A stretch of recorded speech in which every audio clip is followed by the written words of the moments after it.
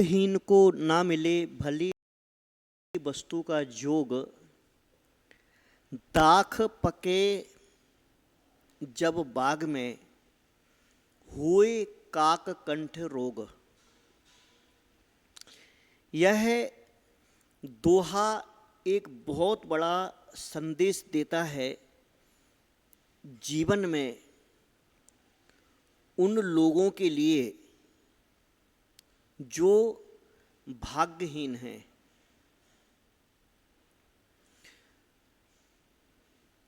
जो अपने कर्मों के उदय से, पूर्व जन्मों के कर्मों के उदय से जो गरीब है या दरिद्र है या धन रहित है, असमर्थ है, वह तो यहाँ पर रहने दो, अभी उसकी चर्चा नहीं है। वह तो कर्म के उदय से है बेचारा। यहाँ पर मैं उस भाग्यहीन की बात कर रहा हूँ जो पूर्व जन्म के किन्हीं पुण्य के कारण उसे कोई अच्छा अवसर, अच्छा कार्य करने की योग्यता या वैसा कोई योग्य पद उस व्यक्ति को मिला, तो पूर्व जन्म के कारण तो मिल गया, परंतु वर्तमान में वह क्या कर रहा है कि अपने भाग्य का निर्वाण ना करके, भाग्य का अच्छे से निर्माण ना करके, वह अपने पूर्व जन्म में कमाए हुए पुण्य को वर्तमान में खाली कर रहा है। ऐसा भाग्यहीन दुनिया में ध्यान रखना कि भाग्यहीनता जो होती है, गरीबी जो होती है, दरिद्रता जो होती है, बड़ी ही दुखदाई होती है। यह एक ऐसा कष्ट है जो सतत ना तो सह सकते हैं ना कह सकते हैं,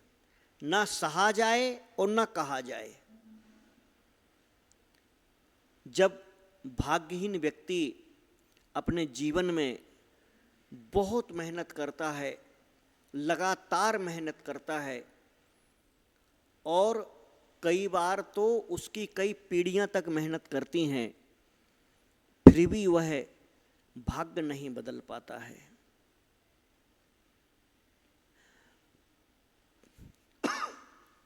परंतु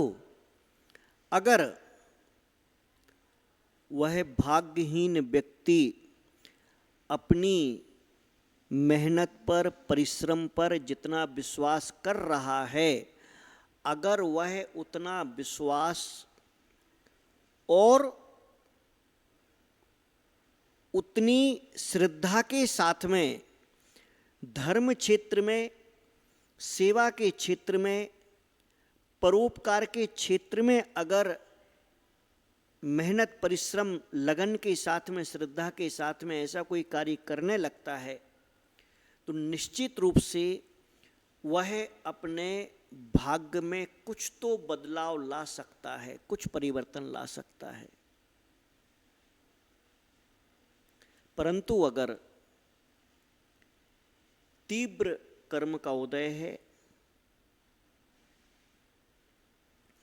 तीव्रतम ऐसे किसी कर्म का उदय है कि उसकी मति ही अच्छे कार्य करने की नहीं होती है, उसके सामने अच्छा कार्य उपस्थित होने पर भी वह अच्छा कार्य नहीं कर पाता है, ये सबसे बड़ी भाग्यहीनता है, सबसे बड़ा दुर्भाग्य है। एग्जाम्पल, उदाहरण आपको समझाते हैं। जैसे एक व्यक्ति विदेश में रहता है और साल भर में, 2 साल में कभी वह भारत आ पाता है। वह व्यक्ति कहता है कि गुरुदेव हमारे भाग्य में नहीं है, हमारा कैसा भाग्य है कि हम वहाँ रहते हैं और वहाँ पर हम आहार नहीं दे पाते हैं, साधु नहीं मिलते, हम साधु के दर्शन नहीं कर पाते। एक व्यक्ति ऐसा कह रहा है जहाँ पर साधु ही नहीं है, वहाँ साधु की उपलब्धता असंभव है। तो एक व्यक्ति तो चाहे करके भी नहीं कर पा रहा है, चाहे करके भी, उसकी मन की इच्छा है, मन का भाव है, जब भी भारत आता है, जब भी उसको योग अनुकूलता मिलती है, वह देव सात गुरु के लिए उससे जो होता है सेवा करता है, नमस्कार करता है, पाद प्रक्षालन करता है, आशीर्वाद लेता है और उसकी आँखों से छलकता है कि इसके अंदर गुरु के प्रति एक चाहत, गुरु के प्रति एक आकर्षण और गुरु के प्रति एक विनय भाव है। अब देखिए दुर्भाग्य किसे कहते, भाग्यहीनता किसे कहते हैं? भाग्यहीनता उसे कहते हैं कि एक कोई ऐसा क्षेत्र है, मान लीजिए कोई तीर्थ क्षेत्र है, तीर्थ क्षेत्र पर रहने वाला जो परिवार है या रहने वाले जो परिवार हैं, उस पर और उन तीर्थों पर जो अपनी आजीविका के लिए जो कर्म कर रहे, जो अपना काम कर रहे, ड्यूटी कर रहे, नौकरी कर रहे, उसमें से कुछ लोग व्यापार करते हैं, परंतु ना जाने क्यों ऐसी कौन सी ऐसा दुर्भाग्य का चक्कर है या ऐसे कौन से इनके कर्म का ऐसा उदय आ जाता है कि इनका दुर्भाग्य देखिए कि एक व्यक्ति जिसके पास में विदेश से आने के बाद में वह बोलता है कि मैं 2 साल बाद आहार दे रहा हूँ, आज मुझे बहुत अच्छा लगा, और यहाँ पर रहने वाला लगातार साधुओं को देखता है, लगातार साधुओं के जहाँ पर आहार होते उसकी जानकारी में रहता है कि यहाँ साधु का आहार हो रहा है या यहाँ पर साधु रुके हुए हैं या यहाँ पर ये इतना बड़ा संघ आया है या जो भी है, कम साधु आए हैं, उसकी पूरी जानकारी में रहता है। परंतु वह व्यक्ति कहता है मेरे पास में इतना धन नहीं है, मैं इतना समर्थवान नहीं हूं कि मैं किसी साधु का चौका लगा सकूं। सबसे पहली जो विचारधारा है, सबसे पहला जो कॉन्सेप्ट है वो ये है कि व्यक्ति बोलता है कि साधु आ गए, ठीक है, अभी हम क्या करें, हमारे पास में व्यवस्था नहीं, हमारे पास में छोटा घर है या मैं लगा नहीं सकता हूँ, मैं लगाता ही नहीं हूँ। एक धन की बात हो गई। दूसरी बात वह कहता है कि मेरे लिए बिजनेस करना, मेरे लिए व्यापार करना है, इसलिए मेरे पास में सुबह से लेकर के शाम तक समय नहीं मिलता है, मैं समय नहीं निकाल पाता हूं। बड़ी विचार करने वाली, बड़ी विचित्र, यह विचित्र भाग्यहीनता है कि व्यक्ति के सामने पुण्य करने का एक अवसर है, परंतु वह व्यक्ति अपनी आजीविका में इतना ज़्यादा बिजी है, इतना ज़्यादा उसमें लगा हुआ है और इतना ज़्यादा उसे अपनी आजीविका पर विश्वास है कि मैं यह करूँगा तो मेरा घर परिवार सब कुछ अच्छे से चलेगा, धन लाभ आदि होगा, और अगर इसमें मैंने समय निकाल दिया, इसमें अगर मैंने समय दे दिया, इसमें अगर मैंने धन दे दिया तो मैं खाऊंगा क्या, मेरे पास बचेगा क्या। इस प्रकार के उसके विचार हो जाते हैं। यह अब इसी की जगह जो यह सोचा गया है, जो ऐसा व्यक्ति सोच रहा है, तो ये तो भाग्यहीनता है, ये तो दुर्भाग्य है। अब अगर थोड़ा सा भी उसके पास भाग्य होता, थोड़ा सा, जो यह कह रहा मेरे पास समय नहीं, मेरे पास पैसा नहीं, मैं कमाऊं कैसे, वह व्यक्ति केवल अपने थोड़े से समय में से निकाल करके जहाँ पर आहार आदि की व्यवस्था, वहाँ पर विनम्र भाव से, मन को मार के नहीं, विनम्र भाव से, श्रद्धा से जाकर के शुद्धि पूर्वक अगर चाहे तो कम से कम अपने शरीर का तो उपयोग कर सकता है, मन का उपयोग नहीं कर सकता है, धन का उपयोग नहीं कर सकता है, तन से तो कम से कम पुण्य का आश्रय कर सकता है, सेवा आदि के माध्यम से, जिसमें धन नहीं लगना है। परंतु जो व्यक्ति इन सबके साथ में कभी ऐसा मन में विचार ही नहीं करता है कि कम से कम मैं अपना तन भी लगा दूं, वह भाग्यहीनता है, यह दुर्भाग्य है। इससे भी एक कदम आगे जाकर के इस भाग्यहीनता और दुर्भाग्य का उदाहरण कि ऐसे जो लोग हैं, इस प्रकार के जो लोग हैं, वे जाकर के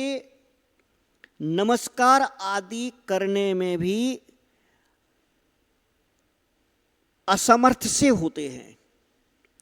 उन्हें नमस्कार आदि करना, बातचीत करना, जाकर के उठना बैठना भी साधुओं के पास में भार सा लगता है। यह घोर दुर्भाग्य का कारण है। देखिए, आपने नमस्कार नहीं किया, आपने वंदना नहीं की, आपने साधु की अर्चना नहीं की, तो जो आगंतुक साधु आया है क्षेत्र आदि पर, वहाँ उस साधु को आपके आने नहीं आने से कोई भी फर्क नहीं पड़ा, क्योंकि वह तो रास्ते में चल रहा है, विहार कर रहा है, आया है, ज़्यादा से ज़्यादा चातुर्मास करेगा, फिर चला जाएगा। इससे उसे कुछ भी फर्क नहीं पड़ना है। आप अगर सोचोगे कि मेरे नहीं जाने से उनको कुछ फर्क पड़ेगा, मैं नमस्कार नहीं करूंगा तो कोई फर्क पड़ेगा, मैं उनके चौके में जाके सहयोग नहीं करूंगा तो कोई फर्क पड़ेगा, ऐसा बिल्कुल ये दुर्विचार, यह कुत्सित विचार दिमाग से निकाल देना। कैसा घोर दुर्भाग्य, कैसा कौन से ऐसे कर्म का उदय कि निर्ग्रंथ भेष को देख करके भी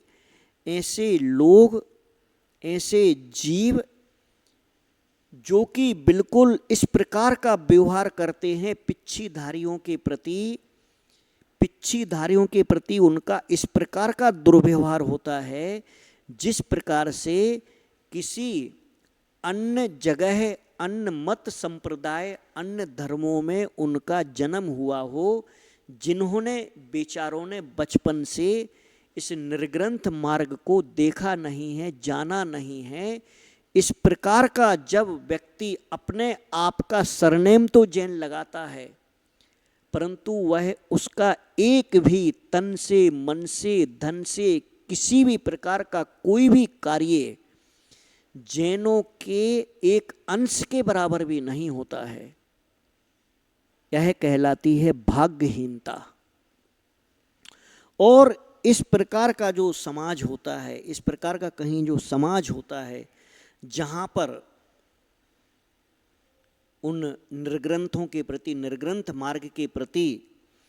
इस प्रकार का दुर्भाव जाग जाता है, तो निश्चित रूप से यह भी